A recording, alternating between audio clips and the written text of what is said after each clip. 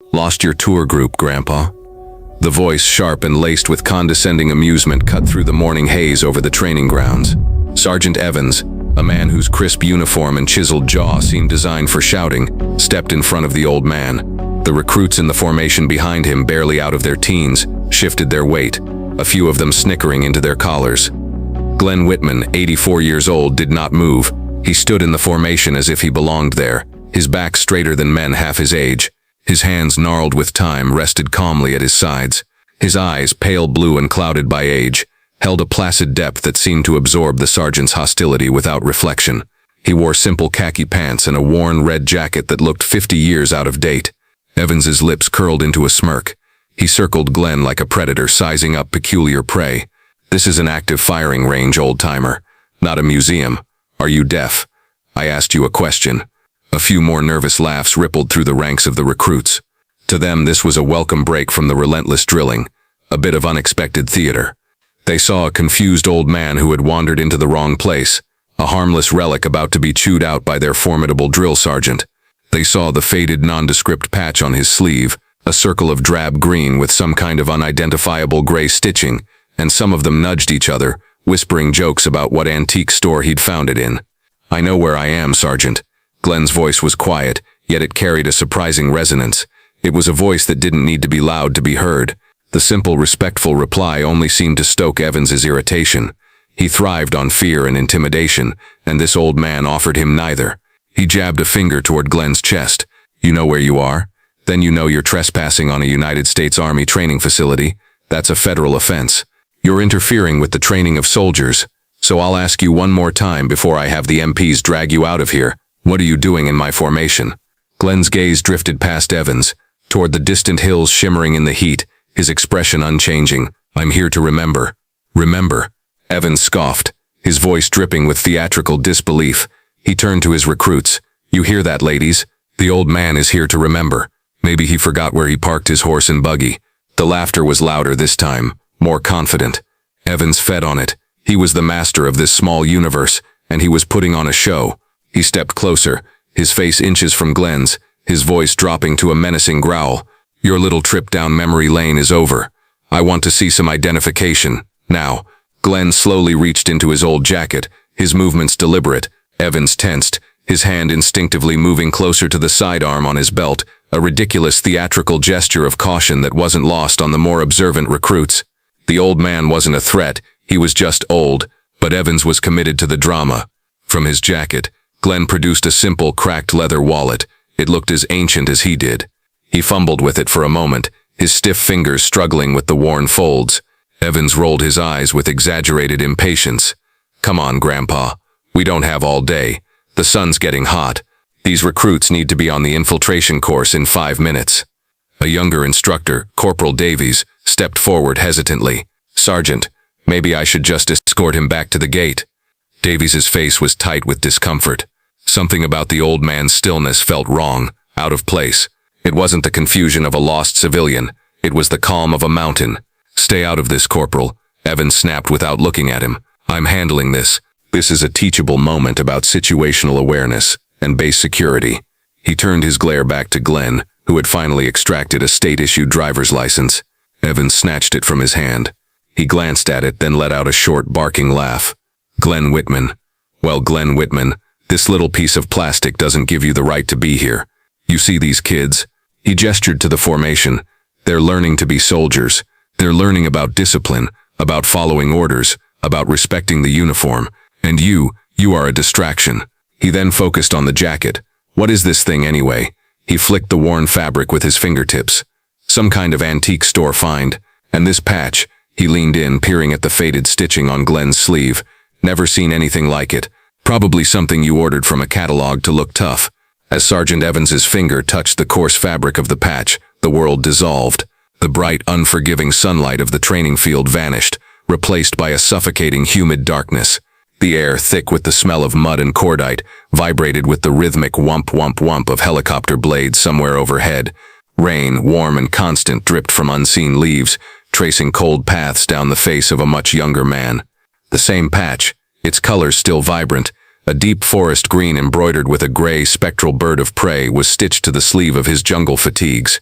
A voice hoarse with exhaustion whispered beside him in the dark. "They're coming again. Get ready." The flash of a muzzle, the scream of a man, the primal terror, it all hit him in a fraction of a second. A lifetime of violence compressed into a single searing image. Then just as quickly it was gone. He was back on the parade ground. Sergeant Evans was still sneering, his finger still prodding the patch. Glenn hadn't flinched. Not a single muscle in his face had moved.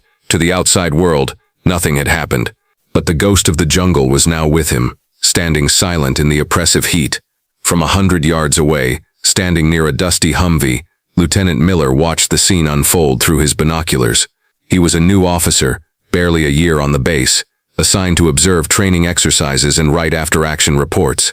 He was supposed to be a ghost, seen but not heard. But what he was seeing made his stomach churn. He'd seen the old man walk out onto the edge of the field an hour ago, moving with a slow, deliberate purpose that didn't feel like someone who was lost. He'd watched him find a spot in the back of the newly formed platoon, standing at a perfect if slightly stooped parade rest. Miller had assumed a base employee was kindly redirecting him, but then Sergeant Evans had started in. Miller lowered his binoculars.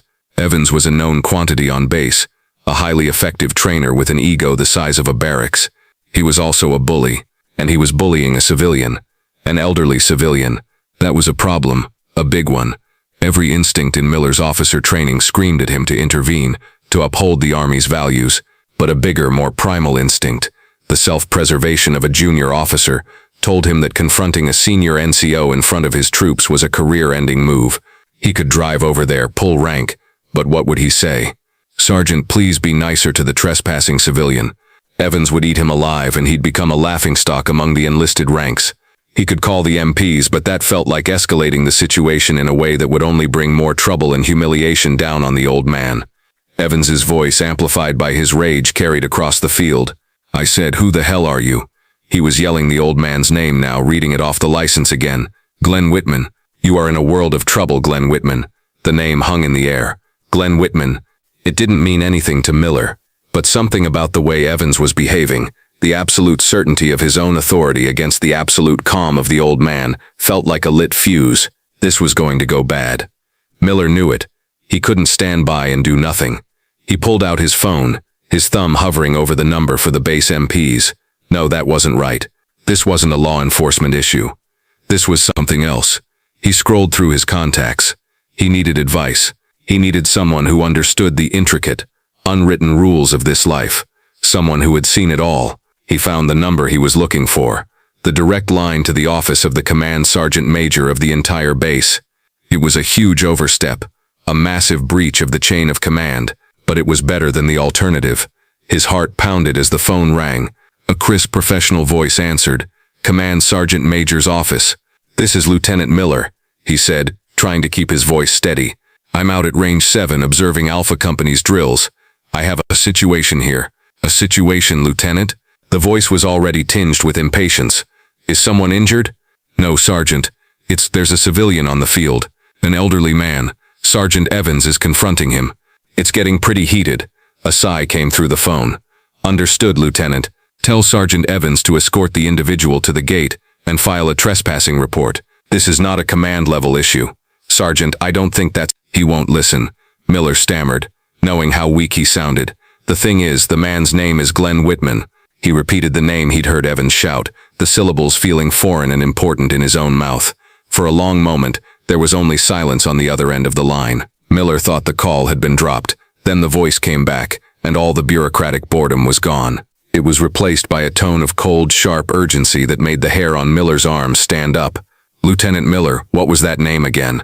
"Whitman, Sergeant. Glenn Whitman." Another pause, shorter this time. "Son, are you sure?" "Yes, Sergeant." Sergeant Evans read it off his ID. The voice on the other end became pure steel. "Lieutenant, listen to me very carefully. Do not let Sergeant Evans or anyone else lay a hand on that man. Do not let him be moved. Do not let him be searched. You are to maintain visual contact and ensure his safety until I get there. Is that understood?" "But Sergeant, how am I supposed to?" "That was not a suggestion, Lieutenant. That was a direct order from this office. Keep that man safe. We are on our way." The line went dead. Miller stared at his phone, his mind reeling. What had he just done? Who in the world was Glenn Whitman? Inside the base headquarters, Command Sergeant Major Thompson stood ramrod straight, the phone still pressed to his ear as if he could absorb more information through sheer will. He lowered it slowly. His face, normally a mask of disciplined composure, was pale. He had not heard that name spoken aloud in 30 years. Not since a classified history briefing he'd received as a young NCO at a Special Operations Command. He had assumed it was a legend, a ghost story the old-timers told. He didn't knock. He burst through the adjoining door into the office of Major General Wallace, the base commander. The general, a man with silver hair and a chest full of medals that told the story of America's conflicts for the past 3 decades, looked up from a stack of reports, his eyes narrowed in annoyance at the intrusion. "Sergeant Major, I trust the building is on fire?" "Worse, General," Thompson said, his voice tight. "We have a Code Phoenix." Wallace froze, the pen in his hand hovering over the paper. He stared at his senior NCO. "A Code Phoenix? Thompson, that's a historical protocol. It was retired in the 70s. "It's a myth." "It's not a myth, sir," Thompson said, his voice low and intense. "He's here, on Range 7, Glenn Whitman." The general's face went through a rapid series of transformations, from disbelief to confusion, to a profound and unmistakable awe. He slowly stood up, his towering frame seeming to fill the room. He walked to the window, looking out toward the distant training ranges, as if he could see the man himself. "Get my vehicle," the general commanded, his voice a low rumble of authority. "And get the honor guard. Full dress uniform. Now, Sergeant Major, move." Back on the sun-baked field, Sergeant Evans's patience had completely evaporated. The old man's quiet defiance was an insult to his authority, an unacceptable crack in the perfect facade of control he maintained over his recruits. The apathetic stare, the simple, maddeningly calm answers, it was all a performance, and Evans was going to end it. "That's it. I'm done asking," Evans snarled, his face a blotchy red. "You're a trespasser.